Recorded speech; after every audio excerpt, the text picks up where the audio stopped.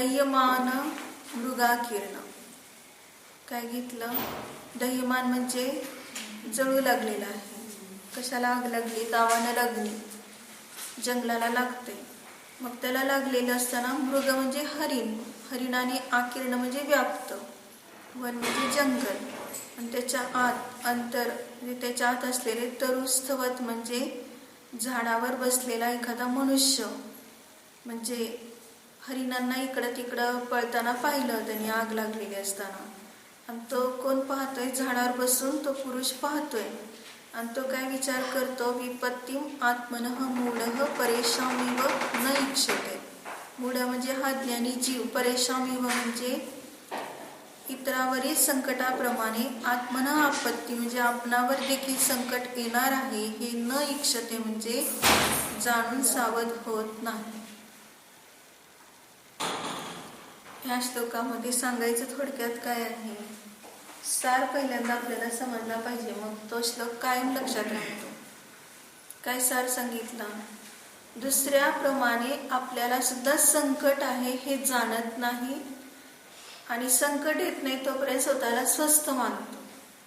मग आता हे सर्वत्र कसं घटवायचं? इथं उदाहरण दिलंय फक्त जळत असलेल्या म्हणजे दावानं लागली आहे जंगलाला, आणि त्यामध्ये हरणं इकडून तिकडं पळतायत जीव वाचवण्यासाठी, त्यात काही जळतायत वगैरे. मग हा झाडावर कुठल्या तरी एका टोकावर बसलेला आहे, शेवटच्या झाडावर, आणि तो विचार करतो की मी तर स्वस्थ आहे, म्हणजे मला काही हे संकट येणार नाही.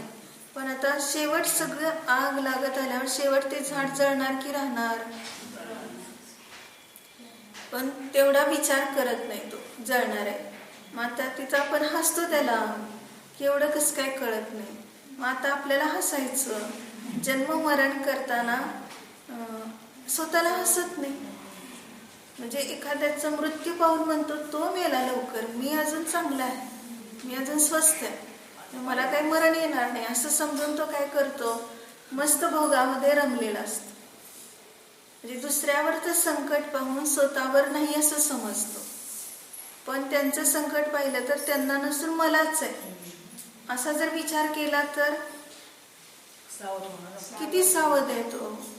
म्हणजे तो आत्मकल्याण केल्याशिवाय राहणार नाही. म्हणजे आपल्यात किती अज्ञान पडलंय की या शरीराला काहीतरी झालंय, दवाखान्यात सुद्धा नेलंय आणि डॉक्टर सांगतात काही उपयोग होणार नाही, घरी घेऊन जावा. आणि मग घरी गेल्यावर म्हणतात त्याला सांगायला नको बरं का. घरचे लोक काय म्हणतात? त्याला अजिबात सांगायचं नाही काय झालंय ते, नाही तर खचून आताच मरून जाईल. म्हणजे कधीतरी त्याचं मरण येणारच आहे, पण तिथं सुद्धा त्याला अंधारात ठेवायचं. तुला असं झालंय, तुला आता हे सावध राहायला सांगितलंय, मग तुला किती साधता येते तेवढं साध. पण किती घाबरतो हा जीव मरणाला की त्याला सांगायचं नाही. म्हणजे काय करायचं? अचानक असमाधी करायची. म्हणजे खूप जणांना आधी 6-6 महिने कळतंय.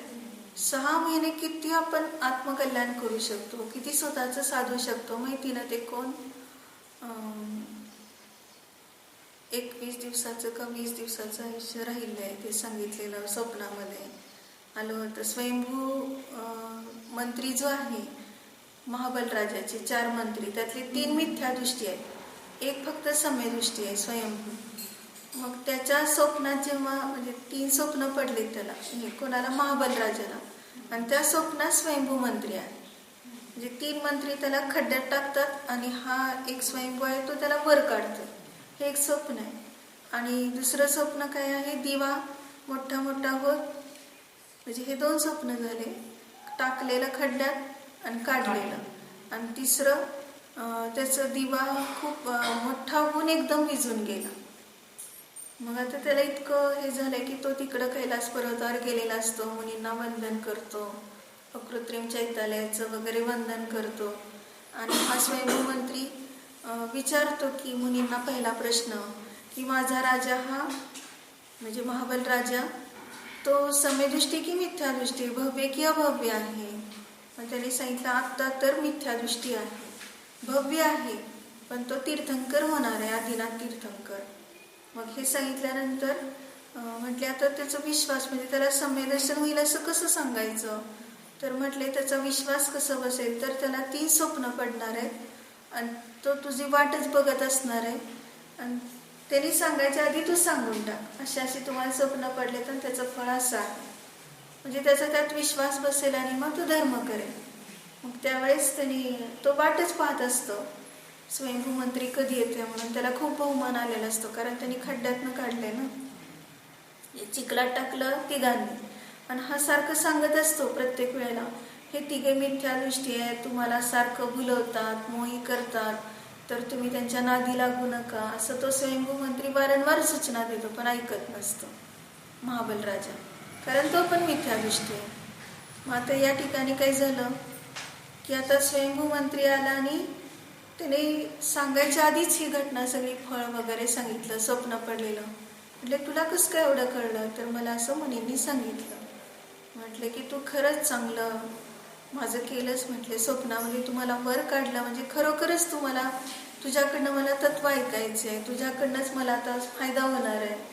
कारण आता फक्त किती दिवसाचं आयुष्य राहिले म्हणून सांगितलेलं असतं, 21 दिवसाचं. मग त्या दिवा मोठा मोठा होऊन एकदम विझून गेला, त्याचं फळ सांगितलं 21 दिवस. आपल्याला सुद्धा सूचक स्वप्न असतात, आपल्याला सुद्धा काही ना काहीतरी सूचना मिळत असते आधी, पण आपला मोह इतका शरीराविषयी असतो की आपण साधत नाही आपलं. म्हणतो कुणाच ठाऊक ते खरंय की खोटंय स्वप्न, साधायचं कसं, अजून होईल बरं अशी आशा राहते आणि काहीतरी करत राहतो, शरीराच्या नादी लागतो. आणि शरीराची संगती सर्वात कुसंगती, एक क्षण सुद्धा राहणं योग्य नाही. पण तरी सुद्धा अजून आता शेवट आलं तरी अजून त्याला राहावंच वाटतंय त्या शरीराबरोबर. मग तसं काय सांगितलं की अशा रीतीने त्याने तर इतकं साधलं की त्याने 21 दिवस अगदी संलेखनाच घेतली आणि सगळं याचकांना दान देऊन पूजा स्वाध्याय ह्याच्यामध्येच तो खूप राहिला. म्हणजे महाबल राजा जरा सुद्धा त्यांनी राज्याची विकल्प केला नाही, सगळ्याचा त्याग करून टाकला. असं त्यांनी समाधीपूर्वक मरण साधलं. आणि मग त्या ठिकाणी काय आहे की असं आपल्यावर हे संकट आहे, त्यांना सांगितलं 21 दिवसांनी मरणार आणि आपल्याला अजून भरपूर वर्ष काय युगानुयुग जगणार आहे असं वाटत असतं. पण आपल्याला त्याच्या आधीच मरण येणार असतं तर माहीत नसतंय, तरी सुद्धा आपण सावध राहत नाही. आणि जितके आपण संलेखनाचे उत्कृष्ट भाव करतो आणि जेवढा आपण ह्यामध्ये उपयोग लावतो तेवढं आपलं व्यवस्थित क्रमाक्रमाने शरीर घटत जातं आणि व्यवस्थित सर्व क्रिया करायला संधी मिळते. अचानक कोण जातंय, ज्याची संलेखना आता अचानक गेलेल्याची पण होऊ शकते, पण जेवढं व्यवस्थित व्हायला पाहिजे त्या सर्व क्रिया अगदी विधीपूर्वक, तर तशा होत नाहीत. अंतर्मुहूर्तातच सगळं करून टाकावं लागतंय, असंही होतंय. परंतु इतके आपण उत्कृष्ट भाव केले तर त्याला काहीच करावं लागत नाही, आपोआपच त्याचं सगळं साधत जातं. म्हणून काय आहे की आपण एवढे भाव उत्कृष्ट केले पाहिजेत की अज्ञान नकोय कुठेही आपल्याला. शरीराच्या मोहाने इतका अज्ञानी वागतो की काय कळत नाही त्याला, असं वाटतं की नाही आत्ताच कुठलं काय होतंय. आणि काय म्हणतो माहिती का, बेसावध का असतो, तर म्हणतो अशा प्रकारचे झटके किंवा अशा प्रकारचे अटॅक त्यांना भरपूर वेळ आले होते. मग कसं आम्हाला कळणार की हे अटॅकमध्ये जाणार आहे म्हणून, किंवा अशा प्रकाराने अशी अवस्था झाल्यावर जाणार आहे. मग खूप वेळ आले म्हणून तो कसा असतो, गाफील असतो. म्हणजे बाकीचे पण बाहेरचे लोक म्हणजे आपल्याला एवढं आपण अजून जगणार आहे ही आशाच तिथं राहिली ना.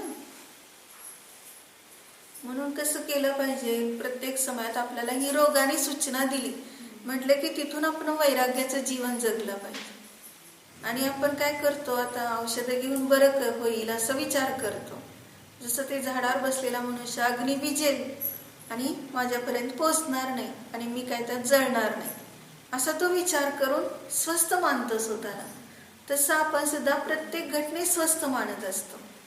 कसं, तर आता एखाद्याला रोग झालाय, त्याला झालाय, माझं तरी शरीर चांगलं निरोगी आहे म्हणतो. काय म्हणतो, माझं शरीर निरोगी आहे.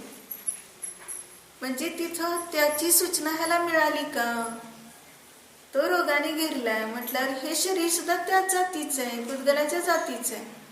ह्याला काय म्हणजे चांगलंच राहणार आहे ना, आपल्याला साधने म्हणजे खूप वर्षपर्यंत साधनेला ते उपयोगी पडेल असं काही नियम नाही. पडलं तर चांगलंच आहे, नाही पडलं तरी चांगलंच आहे. दोन्हीमध्ये काय विचार करायचा आहे? मी अजर अमर आहे, अनादि अनंत आहे, हे समजणं फार महत्वाचं आहे. ते जोपर्यंत समजत नाही तोपर्यंत परिणाम कधी कोणते कसे होतील हे समजणार नाही. आत्ता परिणाम झाले तर पटकन लगेच व्रत घ्यायचं, संयम धारण करायचं, किंचित मात्रही भीती वाटू द्यायची. भीती लगेच कोणीतरी घालणारे असतात डोक्यामध्ये, बघा असं झाल्यावर असं होतंय, उगाच तुम्ही काहीतरी करू नका असं लगेच सांगणार आहे. मग आपल्याला ते का पटत असतं? तर अनादिकाळापासून मिथ्यात्व, अविरती, प्रमाद, कषाय, योग हे सगळे संस्कार आहेतच ना. मग त्यात अविरती, संयम घेऊ नका म्हटलं कोणी, अजून तुम्हाला बरं वाटत नसतंय आणि काहीतरी उगाच होण्यापेक्षा समाधी साधायची आहे ना, तर भरपूर खावा म्हणतो परत. मग अशा रीतीने काय करतो, त्यांना अजून असंयमात ठेवतो. म्हणून आता आपल्याला सूचना दिली आणि डॉक्टर एवढं सुद्धा सांगतात, घेऊन जा, काय उपाय होणार नाही मी सांगतो. तरी तिथून पुढे कोण करतं का प्रयत्न, की ते डॉक्टर सांगत असतात पण आम्ही जगणार हा विचार करत असतो. उलट त्यांनी सांगितलं की काय नाही, आता महिना दीड महिना राहील असं सांगितलं समजा, तर आपण विचार काय केला पाहिजे? महिना दीड महिना मी सल्लेखनेतच वेळ घालविला आणि त्यापेक्षा जास्त जगलो तर आणखीन संयमाचेच मला संस्कार होतील. डॉक्टरांचं खोटं झालं काय असं म्हणून उगाच त्यांचं ऐकलं असा विचार करायचा नाही किंवा पश्चाताप करायचा नाही. दीड महिना सांगितलं ना, आपण सल्लेखनेत राहिलो 6 महिने सुद्धा जगेल. मग काय होते, जगलं तर काय चांगलेच की. संस्कार वाईट झाले का? दीक्षा घेतली, यमसल्लेखना पण दिली, मग म्हणतो दिवस मोजते, आज 1 2 3 4 5 6 दिवस झाले बिन पाण्याचं कसं काय राहायचं? उगाच घाई केली मी. राहिलं तर चांगलंच आहे की. संस्कार तुझ्यावर वाईट होतात का? यमसल्लेखना दिली की लगेच प्राण जायला पाहिजे असं काही नियम आहे का? ते सुद्धा संस्कार किती महत्वाचे आहेत यमसल्लेखनेचे. म्हणजे अन्न पाण्याशिवाय मी राहू शकतो, हे कायम मोक्षाला जाईपर्यंत संस्कार चांगले आहेत. म्हणून ते संस्कार, नाही तर लगेच प्रत्येकाला घाई झालेली असते, दीक्षा दिली लगेच जावं, प्राण जावं, त्याचे उगाच हाल नको म्हणतो. म्हणजे पुरुषार्थ सिद्धी उपायचा तो श्लोक आठवायचा. तिथं सुद्धा एक शंकाकाराने शंका विचारली आहे की आमचे गुरु आतापर्यंत किती चांगले विचार करत होते, त्यांचे परिणाम कधी बिघडत नव्हते, साधना त्यांची खूप चांगली चालली आहे, आणि आता वृद्ध अवस्था येऊ लागली शरीराला, मग ते किती त्यांना कष्ट होईल आम्हाला ते बघवत नाही. त्याच्या आधीच त्यांना मारलं तर उलट चांगलं झालं की असं, म्हणजे आम्ही हिंसेचा दोष कशाला लागेल असं विचारलं त्यांनी. अनेक शंका विचारल्यात अशा. मग त्यावेळेस त्यांनी सांगितलं की त्या शरीराच्या मोहाने तुम्ही हा विचार केला तरी हिंसाच आहे. तुम्ही फक्त धर्माचं नाव घालताय तिथं की त्यांना कष्ट नको म्हणून, पण शरीराला कष्ट म्हणजे त्याला आत्म्याला कष्ट म्हणायचं का?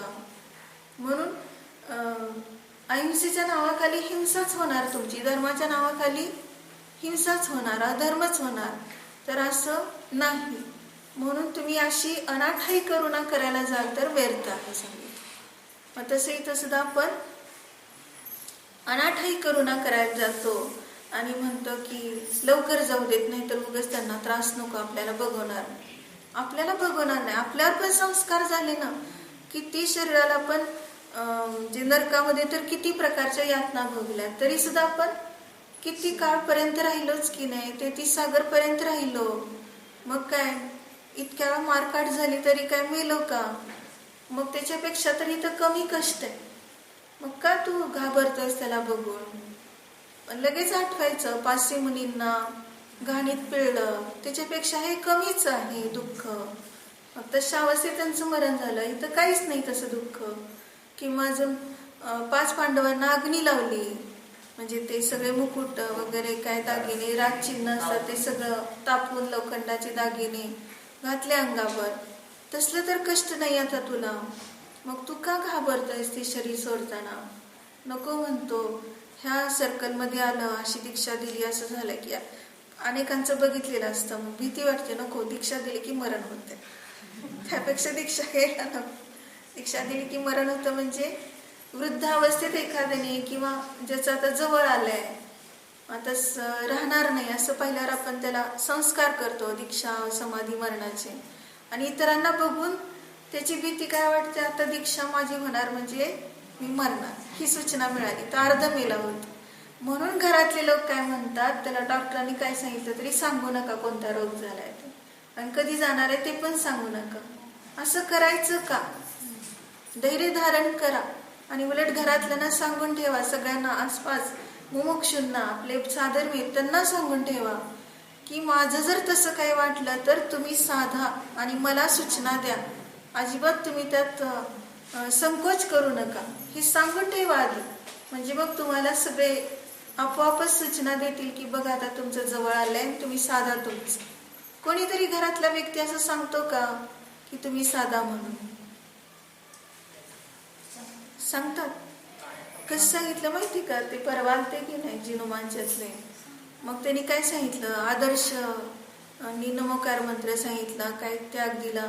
आता आपल्याला मंदिरात जायचंय, काय सांगितलं, फक्त त्यांची भाषा तशी, म्हणजे इतकं त्यात मुरलं पाहिजे आपण विज्ञानामध्ये, कसं सांगायला पाहिजे. त्यांना कळलंय आता फक्त अर्धा तासच आहे त्यांचं आयुष्य. त्यावेळेस ते सगळं डिस्चार्ज सगळं घ्यायचं होतं, दवाखान्यातच होते. अर्ध्या तासात काय उरकणार कसं, आता घरचे सगळे म्हणून तरी उरकलं, बाहेर काढलं दवाखान्याचे की लगेच त्यांना त्याग दिला. पण सांगितलं का त्यावेळेस त्यांना, त्या क्षणी सांगितलं का, आता तुम्ही अर्धा तासच आहे बहुधा, असं तरी सांगता येतं ना? का सांगितलं नाही? ते तर घाबरत नव्हत्या, पण हे शेजारचे आपल्या आसपासचे लोक सांगत नाही, त्यामुळे उलट नुकसान किती होतंय. त्या जीवाने अर्धा तासपासून परिणाम तर तसे केले असते की नाही. बाकीचं काय नाही जमलं तरी, की मला दीक्षा घ्यायची, आठवा लवकर, तुमचं काय नको, मला तुमच्या ह्याच्यात अडकायचं नाही, असं तरी म्हटले असते. आता ज्यावेळेस बोलता येत नाही त्यावेळेस ना विचारतात दीक्षा घ्यायची, काय सांगणार तो जीव? बोलता येत नाही, इतकं विकल झालं की क्षणात प्राण जातील, त्यावेळेस विचारलं. म्हणजे इतकं विकल अवस्थेत 7 मिनिटं फक्त राहिली महावीर भवन मध्ये आणलं ते. म्हणजे असं करायचं का? इतकं गाफील राहायचं का आपण? हे आपल्या जीवनात शिकायचं. आम्ही एवढं गाफील राहायचं नाही, उलट आपण किती दिवस साधता येईल तेवढं साधायचं, त्याला घाबरायचं नाही शरीर सुटताना. म्हणून आपण म्हणजे अज्ञानी जीव तर करतातच असं, ते तर कसं आहे, चाललाय जीव, चाललाय, जाऊ देत, नमकार मंत्र देतोय की आम्ही, ह्यापेक्षा काहीच पुरुषार्थ करत नाही वेगळा. सगळं कळतंय, सगळ्यांना सगळं कळतंय की राहणार नाही, तरी सुद्धा तो पुरुषार्थ करत नाही. एवढं जिनधर्माने आपल्याला किती वर येण्याचं साधन सांगितलंय, आणि तरी आम्ही तिकडे दुर्लक्ष करतोय, त्याची उपेक्षा करतोय. जितका पण शरीराचा मोह कळून सुद्धा करतोय. जे आपल्याला किती दृढ संस्कार करणं आवश्यक आहे, तर त्यांचं तसं झालं, आमचं चांगलं होईल मी या श्लोकावर घेतो की आमचं चांगलं होईल. तू केलेस का अशी भाव नाही, मला आता त्यावेळेस कळल्यावरच नाही करायचं, आता मला तर आत्ताच साधायचंय, मला आत्ताच बाहेर पडायचं, नकोच मला वाट बघायला सुद्धा नको, कोणी सांगावं मग काय झाल्यावर बघावं आणि शेवटी होईल साधन, मला आता ती सुद्धा वाट बघायची नाही, आत्ताच ह्या क्षणी मला साधायचंय. काही सुद्धा माझं पाठीमागं पुढं काही ठेवलेलं नाही. म्हणजे ह्या शरीरच आपलं नाही म्हटलं, मागं पुढं काय आहे, इतके आपले परिणाम दृढ व्हायला पाहिजे, तर आपोआप काय होणार आहे, सहज साधणार आहे. म्हणजे परिणाम कसे आणि चंचल असतात, बदलतात क्षणोक्षणी, लक्षात घेण्यासारखं आहे. एका मनुष्याला एवढी प्रसिद्धी मिळाली होती की खूप प्रामाणिक आहे म्हणून, आणि खरं तर त्याच्याजवळ काही पैसा नाही, काही नाही, कसं तरी आपलं पोट भरायचं, आणि काय पती पत्नी एखादा मुलगा आहे का नाही काय माहित नाही, पण तेवढं तर आहे, आणि एक घर असं पडकं असल्यासारखंच, कच्च्या भिंती असल्यासारख्या, अशा स्थितीत तो राहतोय. पण लोक त्याला खूप मानतात, खूप चांगला आहे म्हणून. म्हणजे सर्वत्र प्रामाणिक राहतो. दरिद्री आहे एवढंच. मग एकदा खूप मोठा जोराचा पाऊस झाला आणि पाऊस झाल्यावर त्याची ती भिंत आधीच कच्ची, त्यामुळे ती ढासळली. मग त्याला किती लागणार होते? 500 रुपये लागणार होते ते व्यवस्थित परत करायला. तेवढे तर कुठले त्याच्याजवळ 500. पण आता केल्याशिवाय विलाज नाही म्हणून तो मागायला गेला. पण गावातले लोक पण तेवढे श्रीमंत नव्हते, त्यामुळे गावातले पण कोणी देऊ शकले नाहीत. मग परगावी एक मनुष्य व्याजाने पैसे देतो हे कळल्यावर तो तिकडे गेला आणायला. मग त्याला 500 त्यांनी दिले, पण त्याचं काही सुद्धा लेखी घेतलं नाही की असं असं तो घेतले, त्याचं नाव सही वगैरे. इतका तो प्रामाणिक आहे म्हटल्यावर ह्याचं लेखी घेण्याचं गरजच नाही. मग काय सांगितलं, 1 वर्षानंतर व्याजासहित परत द्यायचंय ते 500. आणि त्याने कबूल केलं. तो निघाला 500 घेऊन. निघाल्यावर आता मध्ये रस्त्यात नदी लागली.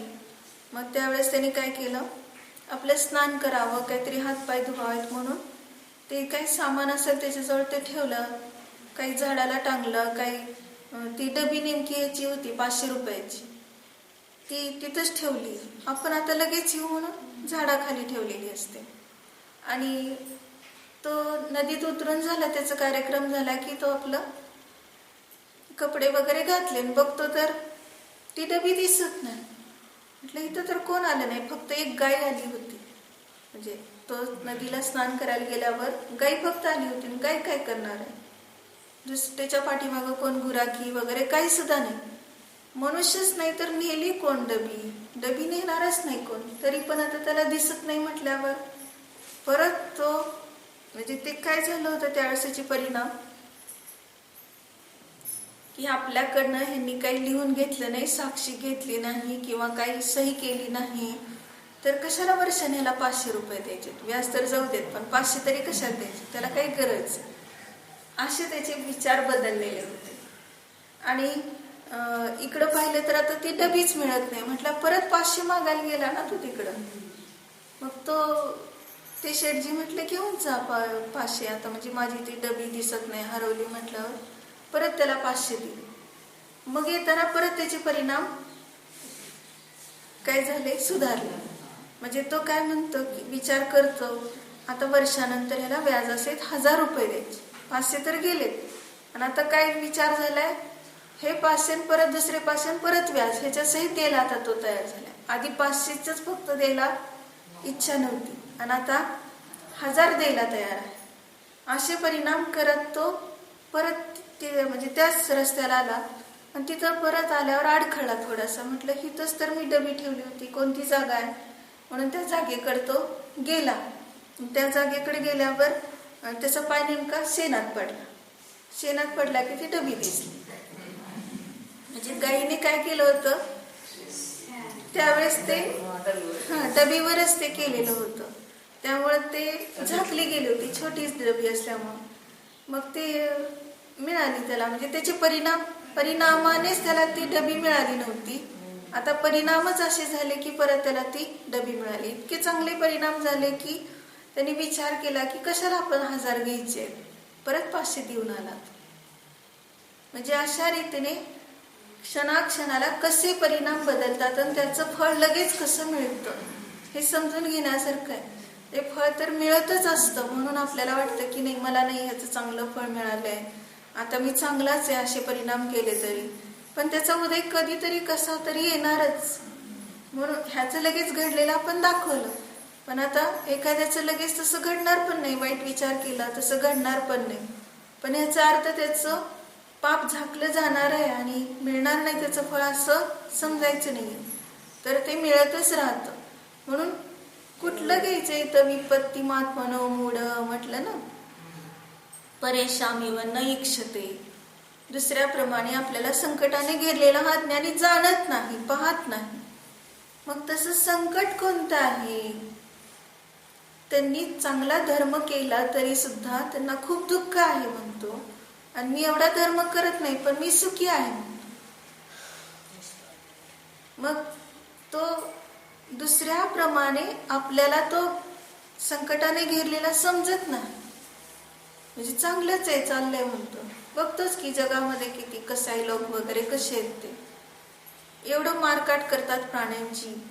मग त्यांचे कुठले सगळे अवयव चांगले असतात, अवयव सुद्धा तुटत नाही त्यांचे, मरण तर नाहीच येत लगेच.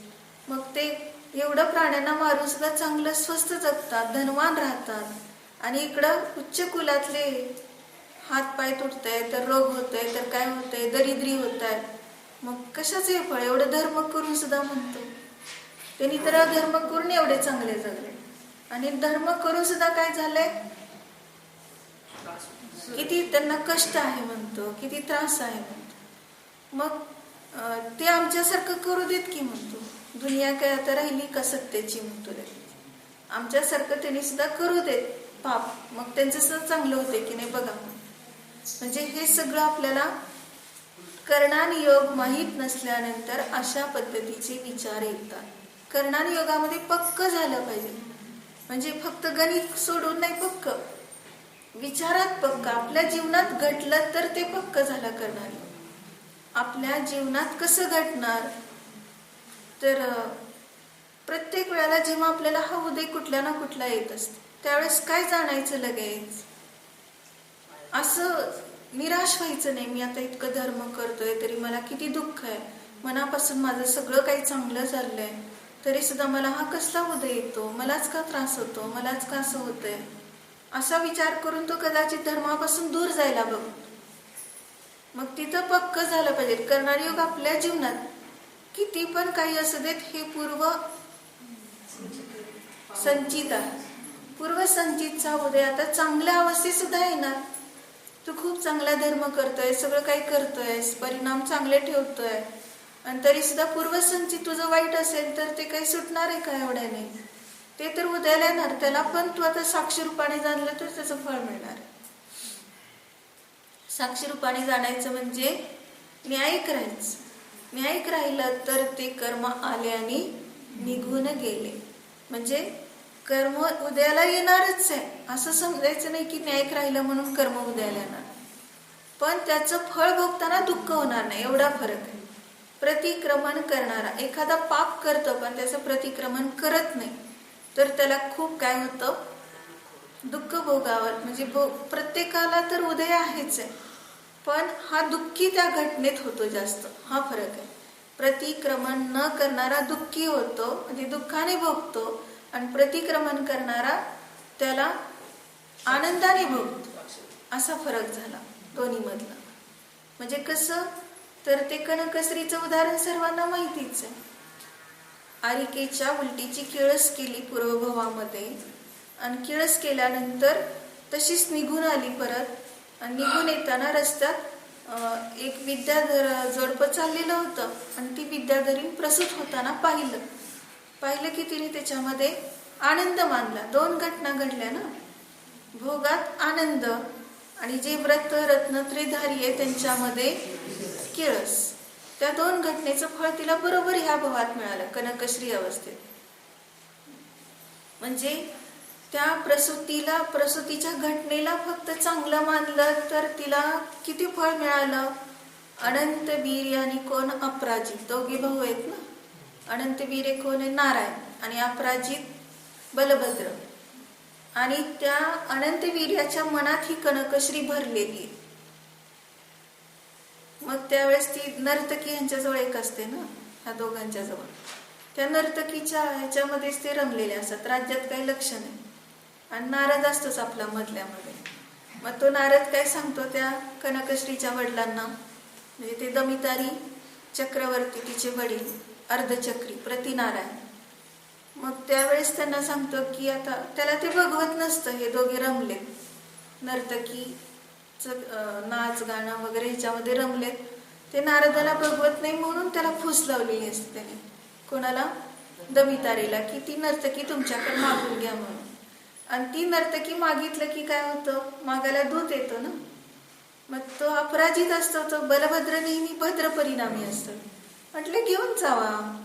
आणि हा अनंतवीर भांडायला उठला, नारायण असतो. तर म्हणतो असं घेऊन जावा म्हणायचं, सगळं राज्य रिकामं करून टाकाल तुम्ही. एक काहीतरी मागायला आलं की सगळं तुम्ही द्या, घेऊन जावा असं करणं, असं द्यायचं असतं का म्हणून तो विसंवाद करत असतो. मग तोपर्यंत ह्या दोघांना पुरोभवाच्या ज्या विद्या असतात त्या प्राप्त झाल्या. पुरोभवात त्यांना खूप विद्या येत असतात. त्या प्राप्त झाल्या की त्या दोघांचा वाद तिथंच मिटला. कारण आता त्या दोघांचं परत काय झालं, षडयंत्र रचलं गेलं की आपल्याला आता सुंदर स्त्रीचं रूप घेता येते. मग काय करायचं, आपणच नर्तकीचं रूप घेऊन जायचं. मग कशाला नर्तकी पाठवायची. आणि मग ते दूताला काय सांगितलं, हो आमच्या 2 नर्तकी आम्ही पाठवतो, परंतु त्यांना पुरुषांची सेवा अजिबात चालणार नाही सांगितलं, किंवा पुरुषांची संगती चालणार नाही, त्यांना पुरुषांशी बोललेलं पण आवडत नाही, त्याचं सील आहे. मग ते दूत म्हटलं ठीक आहे, तशी तुमची व्यवस्था करू. म्हणजे त्या नर्तकींची सेवेला वगैरे सगळ्याला स्त्रिया ठेवल्या जातील. मग असं करून तो लगेच विचारतो आनंदवीर्य, पण ती कनकश्री मिळेल का आम्हाला, म्हणजे त्या राजाची मुलगी. तर तो दूत म्हणतो आधी नर्तकी तर पाठवा, मग तुमचा सलोखा झाला की आपोआप होईल, असं तो दूत सांगत असतो. बरं. आणि मग तिथं गेल्यानंतर आता हे दोघं म्हणजे 2 नर्तकी झालेले असतात. आणि मग ते सगळं काय कार्यक्रम वगैरे पाहत असताना राजाला वाटलं एवढ्या ह्यांच्या सत्शील नर्तकी आहेत काय, असं आजपर्यंत कोण नाही. मग त्याने आपलं खुशीने काय केलं, आपली मुलगीच त्यांच्या सेवेला ठेवली, कनकश्री. म्हणजे कसं फळ मिळतं लगेच त्याचं. बरेच दिवस असं ती भोजन वगैरे सगळ्या व्यवस्थेला तीच. आणि मग एक दिवस पाहिला तर आसपास कोण नाही. म्हटलं की ह्या दोघांनी आपलं रूप प्रगट केलं, मूळचं रूप, अनंतवीर्य आणि अपराजित. लगेच पाहून ती मोहित झाली. आणि मोहित झाली की आधीच पाहिजेलं होतं ही कनकश्री त्यांना. मग ते पळून नेलं तिला. आणि पळून नेलं की हाहाकार माजला. अरे म्हटले ती म्हणजे दमितारी तर तिचे वडील तर इतके दुःखी झाले. म्हटले ती माझी मुलगीच नाही म्हटले. म्हणजे इतकं त्यांना वाईट वाटलं की असं कशाला करायचं. मग सगळेच त्यांना समजावतात, आपण तिला सोडवून आणू, असं हताश व्हायचं नाही वगैरे. मग त्यासाठी युद्ध होणार ना, सोडून आणायचं म्हणजे. आणि दोघात युद्ध झालं की नेहमीचा नियम काय आहे, नारायणाकडून प्रतिनारायणाचा वध होतो. त्या नियमाप्रमाणे दमितारी तिचे वडील मारले गेले की हिला इतकं दुःख झालं, एवढं वाईट वाटलं की तिचा शोकच आवरेल. दोन्हीचं फळ मिळालं तिला. पळवून आणण्याचं फळ ते विद्याधरीला प्रसूत झालेला पाहून आनंद मानला, त्याचं फळ पळवून आणलं, म्हणजे भोगाची रुची झाली. आणि उलटीची किळस केली, त्याचं फळ पितृवियोग झाला, म्हणजे इष्टाचा वियोग होतो, त्याचा शोक आवरत नाही. म्हणजे प्रत्येकाला उदय, ती विचार करते ना, प्रत्येकाला प्रत्येकाचा वियोग होत असतो आणि उदय पण असा येत असतो. मलाच एवढं का शोक होत आहे, माझा शोक का आवरत नाही, हा प्रश्न तिने समोरच्यांनात विचारला. तेव्हा तिला ही कारणं कळाली. तिला खूप वैराग्य झालंय, तिला परत काही यायचं नव्हतं. पण घटना कशी घडली की तिला काही सुचत नाही असं झालं आणि त्यांच्याबरोबरच परत आली. आणि लगेच आता पत्रिकाच काढली त्यांनी, अनंतवीर्याबरोबर कनकश्रीचा विवाह. ती म्हटली कुणाच काढताय तुम्ही हे, मी तर तेव्हाच ठरवलंय, पळवून आणल्यानंतर वडिलांना मारलं गेलं त्यावेळेसच ठरवलं की आता भोगात राहायचं नाही, रुची करायची नाही याची. मी समोर शरणातूनच येणार नव्हते, पण म्हणजे कसं झालं मला माहित नाही, कशी परत आले, पण मला आता दीक्षाच घ्यायची. मग लगेच तिला परवानगी दिली दीक्षेची. म्हणजे त्याचं प्रायश्चित्त म्हणून तिने दीक्षाच घेतली. आपण काय करतो, गोष्ट ऐकायला छान वाटली. त्यांचं आहे, ती घटना त्यांची, आपली कुठे. आपण कोणाची किळस पण केली नाही आणि आपण कशात भोगात रुची पण केली नाही, त्यामुळे आपल्याला काही उदय येणार नाही की नाही. म्हणजे आपण काही संकटाने घेरले जाणार नाही. ह्याच्यापेक्षा भयंकर हे तर थोडंच, पण याच्यापेक्षाही कितीतरी आम्ही संकटात घेरलेले पावली, थोडं नाही, पण त्याची डोळे झाक चालली आहे. म्हणून कसं आहे की आम्ही म्हणजे तिने प्रतिक्रमण केलं नाही, त्यासाठी ही घटना सांगितली. मग त्याचं हे फळ तिला भोगावं लागलं. आम्ही सुद्धा जर कुठलंही काय विचार आला मनात तरी सुद्धा आपण त्याचं प्रतिक्रमण केलं तर सुटतो लगेच. म्हणजे असमाधीचा विचार येणं चुकीचं आहे. जो जो विचार शुभाशुभ आहे तो सर्व समाधीचा विचार आहे. आणि जेवढा आपण स्वभावाला जाणतो तेवढं समाधीचं आहे. म्हणून ह्या सगळ्याचं, जसं मला आता क्रोध झाला, माझ्या मनात हे असत विचार आले, मला आता मायाचारी झाली, मला आता लोभ झाला, असं आपण सगळ्या गोष्टीचं लगेच स्पष्टपणे प्रतिक्रमण केलं तर पुढे ते त्रासदायक होणार नाही. कारण आपण कितीतरी अशा रीतीने परिणाम करत असतो, पण त्या परिणामाचं फळ भोगताना मग हैराण होतो. तर आत्ताच लगेच मिच्छामी दुक्कडम करून टाकलं, प्रतिक्रमण केलं, सांगितलं गुरूंना पण की आता मला असा मायाचार झाला, मनात वेगळंच होतं, वचनाने वेगळंच बोललो किंवा काहीतरी लपवलं, मग ते माझं चुकीचं आहे, त्याचं मला प्रायश्चित्त घ्यायचं. फक्त आपण किती कॉमन करतो ना प्रतिक्रमण, क्रोध, मान, माया, लोभ, प्रमाद इत्यादी विभावांच्या द्वारे. त्या शब्दाला तर काही अर्थच राहिला नाही. पण एक जर आपण विचार केला की आज मला अमक्या घटनेत क्रोध झाला, ते भाव माझे मिच्छामी दुक्कडम, कारण तेच असमाधीला कारण ठरणार, पुढे आपली समाधी होणार नाही. ते हा समयापासून समाधी चालू आहे. म्हणजे आपल्याला वाटेल समाधी कसं काय आताच म्हणायचं, लहान बालक जन्माला आल्यापासून समाधी चालू आहे, पण त्याला आता सम्यदर्शन नाही म्हणून त्याला समाधी शब्द देत नाही. पण त्याचं एक एक क्षण आयु खिरत चालले ना, कारण वाढत चालले. जन्माला आल्यापासून त्याचंही आयु कमी होत चाललंय.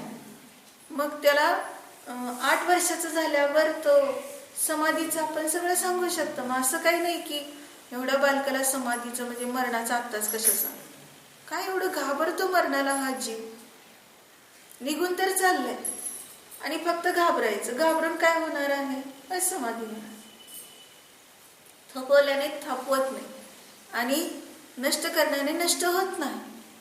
हे दोन्ही गोष्टी कशा आहेत, आपल्या आपल्या योग्यतेनुसार होत आहेत. मग कोणाला ठेवायचं आणि कोणाला पाठवायचं हा विचारच नाही. म्हणजे आपण फक्त विचार करतो, ह्यांचा फार मला त्रास होतो, एकदा मी तरी मराव नाही तर त्यांनी तरी मराव, लगेच हा विचार येतो. पण आपल्या हातात हे पण नाही ते पण नाही. जसं त्या राणीने म्हटलं ना, मी तर जगेल नाही तर तो मंत्री तरी जगेल, एवढं तिला वैताग आला होता त्या मंत्र्याच्या वागण्याचा, म्हणजे बोलण्याचा. तुर्किनीची जागा पुसून काढा म्हटल्यावर इतकं तिला वाईट वाटलेलं होतं की दोघांपैकी एकाचंच अस्तित्व आहे. ऐका, सिद्ध भगवान असं म्हणतात का, एवढे सगळे अनंत सिद्ध एकत्र आहेत, कधी कोणाला बाधा आहे का? आपण 4 लोक एकत्र आल्यानंतर तुझं माझं काही पटत नाही, वेगळं राहायचं. आता फॅशन सगळी वेगळंच राहण्याचं. म्हणून कोणतं चाललंय, नोकरी गेली, चाकरी गेली आणि वेतन गेलं आणि काय राहिलं, वेतन गेलं आणि राहिलं काय, तनखा. सगळे शरीरच खाऊन टाकते एक शरीर. लक्षात आलं की नाही? नोकरी गेली म्हणजे पूर्वी एकच मनुष्य 9 जणांचं पोसायचं, त्याला म्हणायचं नोकरी. 9 म्हणजे 9ला करणार, 9चं सगळं सांभाळ. 9 मध्ये आता जितके लोक असतील ते उपलक्षणात्मक समजून घ्यायचे. ते भरपूर किती असेल ते एकाने कमवायचं, सगळ्यांनी खायचं, असं होतं.